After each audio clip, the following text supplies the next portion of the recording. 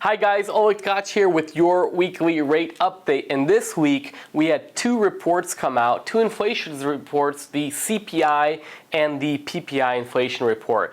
Both of those came out. The CPI inflation report was really as expected, as the projections were. It came in pretty much in a line. Now the PPI report came in way better. It showed way lower inflation than what the expectations were. Therefore, this is a really positive sign, because we were talking over the last few weeks about May, and May reports starting to come out way better. We're already seeing it in April.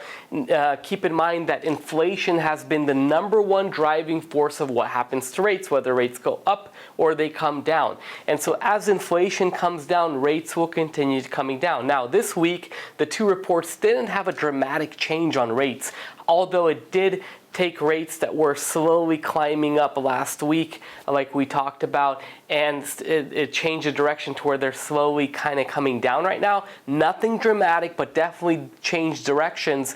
But overall, the biggest positive sign is the fact that the reports are starting to come in better already. May and onwards, we should start seeing really positive inflation reports, as May of last year is really when we saw the major spike in inflation. And as we compare this year to last year, we should see it come down pretty significantly, which will further add more pressure on rates to come down, which is definitely looks like what we're starting to experience. We're coming out of the highest rate market of last year and starting to come down lower, and the trend should continue. Again, as a seller, the good thing is that more buyers will be out there buying, way more competitive as far as offers being submitted. As a buyer, is it a good thing? For payments, yes, but we're going to continue to see a more competitive environment. We've already seen a competitive environment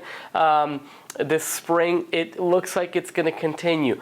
And it's going to be determined by how much rates do come down. If they come down quickly after May, we might see kind of a rush of new buyers come in. If they slowly trickle down, we might not see as dramatic of a market change. There you have it. That is your weekly update. If there's anything at all that we can do for you, let us know. Otherwise, we hope you have a great weekend, and we'll see you next week.